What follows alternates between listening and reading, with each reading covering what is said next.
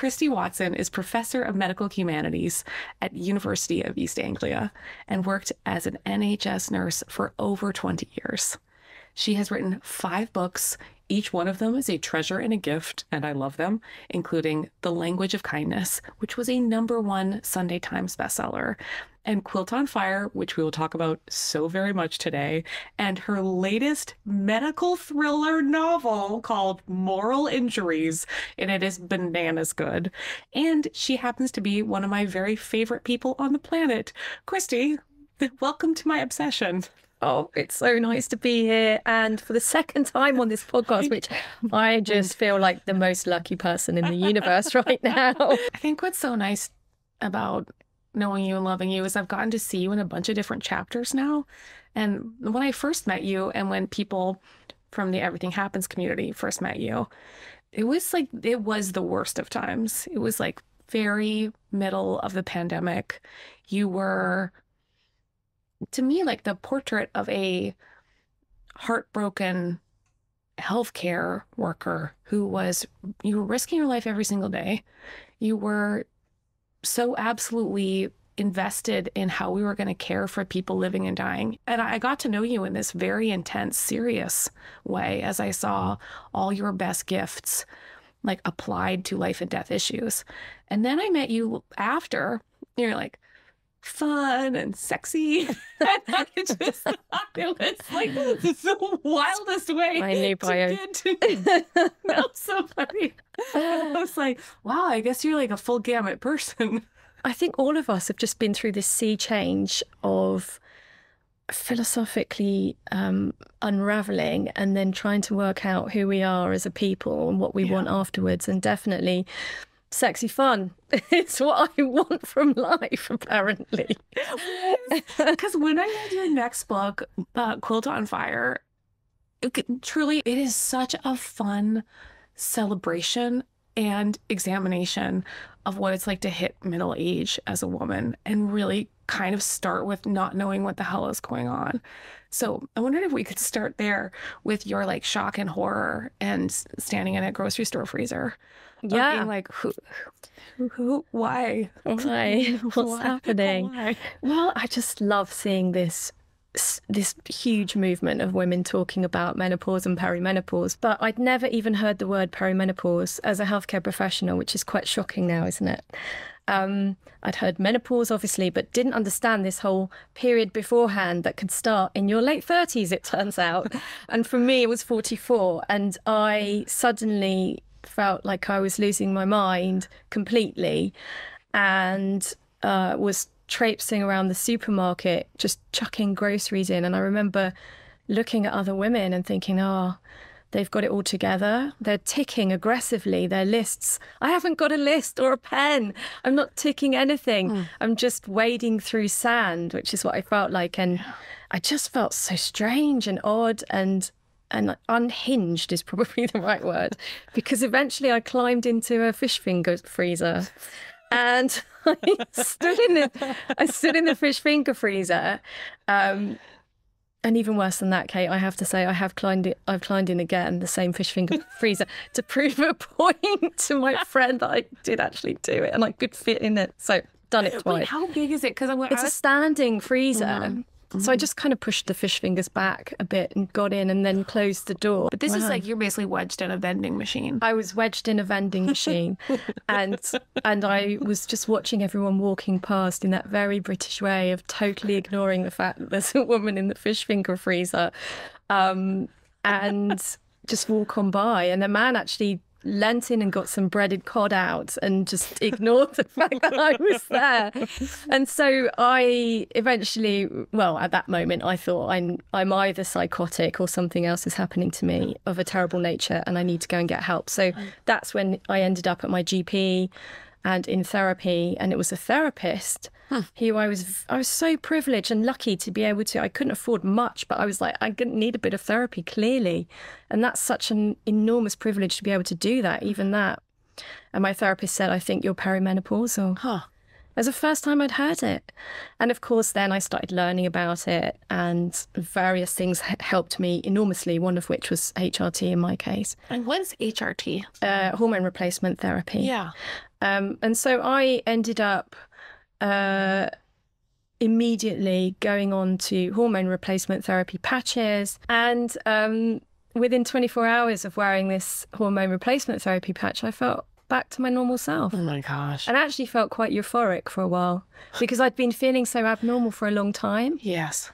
That I just felt, it's like when you have flu, or if you have something as serious as the things that you've been through, even more so, just drinking a glass of water feels like the most amazing thing in the world. And walking around and looking at a tree and thinking how incredible that is, rather than the whole feeling like you're imploding, which is how it felt for me, and I think how it feels for lots and lots of women.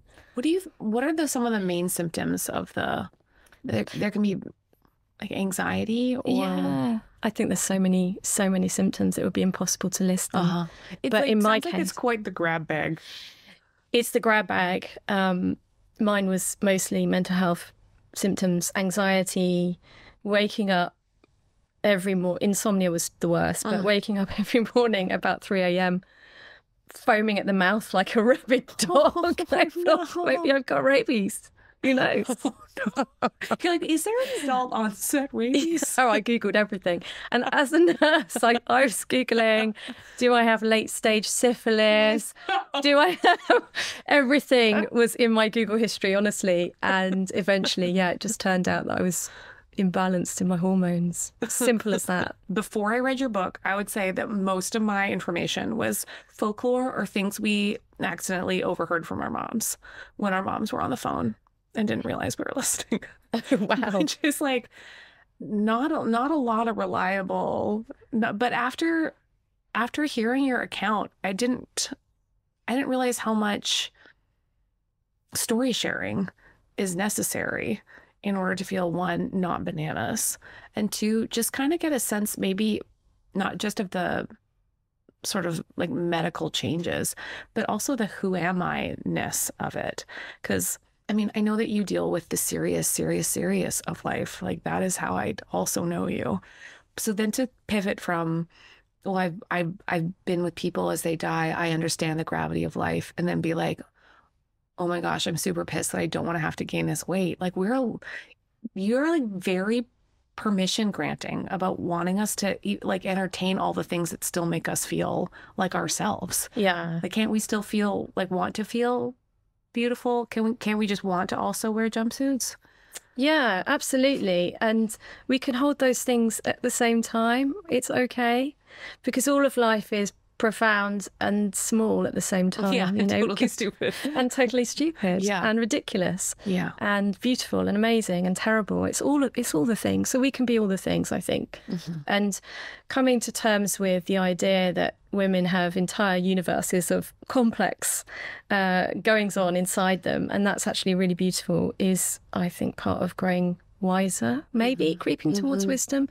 And the beautiful thing about it being in your 30s, 40s, 50s and older is that you are still here, which is in itself a miracle, and that you get to change. You get the chance to change. You get the chance to learn and make mistakes and change again. I think that's incredible. Yeah, so the process of change is always painful, but my goodness, it's worth it. You made a nice distinction between like aging and growing up, and then how I guess maybe just like the agency involved in letting yourself change. Yeah, there is. I think growing up, getting older, moving towards wisdom doesn't necessarily mean becoming serious, becoming more sensible. Actually, it can mean the complete opposite for lots of people. Well, one of my favorite things about you, and it has a long list, is you have ridiculous friends. You have such good friends. Tell me about your friend, Orla, who kind of decided that there was a lovelier, more absurd way to live. Like, she had a version of a bucket list that I kind of would very much like to sign on to. Yeah, I won't swear, but it was... You may. Okay, great. Yeah. She had a fuck it bucket list. Yeah, she did. She had a fuck it bucket list, and she did that thing of just saying yes to everything, you know, and saying no to lots of things that were really not she didn't have time for, which is also quite a powerful force that you learn as you get older. So she did these random things, which she did a lot of traveling and she did a lot of incredible things. Yeah. But really, really out of character, I would say, at the time. And now I look back and say, no, that was her character. Huh. That was always her character. She had just been caring for everyone in the world. And then suddenly she was herself. The kids were a bit older. I think one of her parents had died, I think the year before, who she'd been caring for. And so she said, fuck it, bucket list. I don't know how long I'm on this earth. I don't know what my future looks like. But right now is right now. And I'm going to just say yes. Yeah. Because I think I've realized I'm more of an outdoor cat than I have let myself be. But lately I've started creating a thing where I give myself a certain number of days a year where I'm allowed to be a little bit ridiculous. And I don't know, something about there being a percentage makes me feel like, no, I'm still covering all the bases. Like, I'm still home almost all the time. Like, I'm still doing all the mom and the family stuff. Like, the other times, I will drive to the world's largest thimble, you know, or do indoor skydiving, but just like allow myself the absurdity or the outdoor feeling or the like, I don't really know who I am yet feeling. I love that about you. And that's something I hope that we have in common, the absurd. I'm not a jealous person, but I notice when I feel what sure feels a lot like jealousy, and that's the must be nice feeling. And I realize, oh, I'm not jealous of them. Like, I just really haven't made any room in my life for what they're doing so well. For whatever choice, we have so few choices. So for what little choices I have, that is the direction, because it won't feel like progress. It's not like it goes on any list of major accomplishments. Like, honestly, the other day I stopped at the world's only documented case of spontaneous I'm going to use the word documented really loosely here. Documented case of spontaneous combustion. Oh. It was such a waste of time. I laughed so hard. I laughed as I had to contact the gravedigger, who was the only person who knew where the plot was. I laughed when I had a very long conversation with the driver who took me, who turned to me at the grave and goes, Did you bring me here because you know that I also believe in spontaneous combustion? And I was like, we just met. It's also not medically accurate that people just implode, that their vital organs just fall inside of them and then they fall outward and it has to be put out by a fire extinguisher. But that has no purpose. I guess that's why I am trailing off now, is it had no purpose. I really would love to have done that with you. I'm just imagining somebody spontaneously combusting right now. The imagery is real. And I think if you don't have responsibility holidays as a woman who has a very responsible job, many very responsible jobs, and a responsible life, then you're not being very responsible. That's a lot of use of the word responsible. But yeah, if prioritizing joy, what else is there than prioritizing joy? And surely that makes you a much better friend, wife, mum. In the end, it must do, because you're joyful when you prioritize joy, and then other people like to be around you. Otherwise, it is a lot of trudging through life, and it's so precious. You want to make the most of it. So if you want to see someone spontaneously combust, marry. Potentially one woman, perhaps, if they maybe did. She probably died of other causes. We never know. You were 44 when you started going through this, and this was also like the season of dating. So I had this brilliant idea while I was unraveling, and my mental health was very sketchy, that I would go online dating. Yes, very sensible. Yes, you did. Completely sensible. It was an absolute nightmare. In fact, your bananas date stories, like I don't know, they could power a nation. They're so funny. Like, this guy who was just like, I brought a friend with me. Yes. And it was a tarantula. Sure. The thing about this date was we were in a really fancy restaurant and he got it out during the starter. And put it in. It was like in a glass. It was contained, luckily, but it was on the table.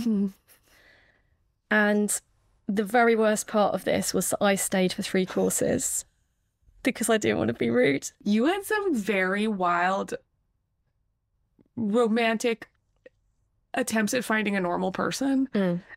And then you found someone unbelievably delightful who was like kind of a shocker, frankly, because he was like blast from the past. Yeah.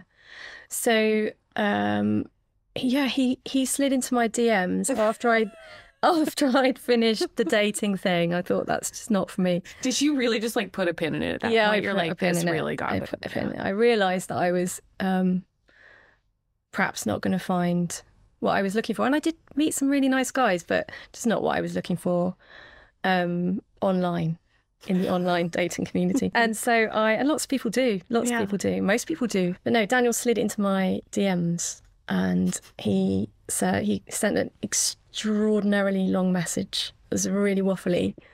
And I didn't read it for ages. And then another message and it was just really long. And it was, you must remember me. I'm doing a talk on kindness and came across your name and we went to school together and we went to nursery school together and I was best friends with your brother Tom and la la la la la. And I thought, nope. No recollection whatsoever. And eventually I called my mum, and because she was my nursery school teacher, she took me to work with her. She was a nursery teacher. Oh my gosh. And she said, yes, absolutely. You both were best friends when you were 3 and 4. And of course you know Daniel. And then Tom said, if he needs help with the talk, you should help him. He hasn't got a bad bone in his body. Of course you know Daniel. And so we met for a coffee during the pandemic. So it was outside, walking at a distance around a park. I knew him, of course, immediately. And we fell in love and got married. Yeah, it was very unexpected because we were so different when we were kids and we're still so different now. Very, very, very different. And when we were in high school, I didn't speak to him pretty much the whole time. Yeah, we came back from an exchange trip from France and we shared a Walkman, shared an earpiece each. And that's the first time we started speaking and also the last time we started speaking until we reconnected. And at that time, he was reading a Bible and I had a badge on my coat that said "fuck off." So I mean, we were that different. And yeah, we're still those people today. So it just feels like a really old, really good, familiar friend to get married to, which is amazing. I just feel really lucky. It's kind of wild too, because you come out of this like chrysalis experience of becoming a very different person, only to feel like you're fundamentally the same person in this really beautiful way. Yeah. You are kind of the same, I think. You let yourself keep changing, though, in a way that I don't see in a lot of other people. And I really like it. You're not always trying to be the same person over and over again. And that to me is like a really magical way of both having like a really elaborate bucket list for allowing yourself to change. And also just being I'm avoiding saying the word creative person because so many people don't think of themselves as creative people. But I do think when we let ourselves change, we're being fundamentally creative. Yeah. Because it's playful and that's creativity, isn't it? It's just a playful act. But it's very difficult to brand me. And I'm sure my publishers would really love me to be static in a box and say, "Professor, am I a nurse? Am I a sexy novelist?" It's very difficult to put a brand on that. Did I just write a medical thriller? Yes. Can you tell me? I know. Because I read your medical thriller. And then my eyeballs fell out of my head. And then I put them each back. Because it's so page-turny, shocking. And yet there's something so you about it. I wondered if you could just like frame it out a little bit for me and like the you that it came out of. So it's about 3 women. Olivia, who is a cardiothoracic surgeon, and she is ruthlessly ambitious. And Anjali, who's a GP, who's very compassionate, but has also got a really free-spirited wild side. And Laura, who is an air ambulance trauma doctor at the top of her game, but is also an anxious perfectionist. And I really wanted to represent that kind of sticky, flawed, messy, complex relationship that women have with holding lots of things at the same time. And these three women meet in medical school, and during a terrible party, a tragedy happens that they decide they're going to keep secret and cover up forever. And then when they become very well established in their careers, at the top of their game, 20 years or so later, a similar tragedy happens to their own teenagers. And this kind of secret from the past threatens to come back and ruin all of their lives. So it's twisty and turny and hopefully page turning, but I really wanted to write something that explored the morality of medicine and who gets to make decisions about life and death and whether that's right, and what we think about that both from inside and outside healthcare professions. Because particularly in the UK, and I'm not sure how it is in the States, but in the UK, doctors are still perceived as heroes or gods, and they really don't like it. They really don't like it. I think it's deeply unhelpful for patients, and it's deeply unhelpful for doctors as well. So I wanted to talk about these three women as morally challenged, as we all are, and flawed, as we all are. And perhaps doctors, nurses, and healthcare professionals are even more flawed than the rest of the population, because the nature of the job is that it will give you mental health difficulties for sure. And I just hadn't seen that in fiction before. I know the book is called Moral Injuries, so I should have been like, wow, she's really been thinking about cost her whole life. But as like a writer, you've done so many interviews with people who show you the loveliest, most altruistic forms of costly love. And I'm just like so glad that you've explored the way it can malform us, or sacrifice can then become self-serving in some way, or we're professionalized into things where people don't question us, and therefore we allow it to take these little twists and turns.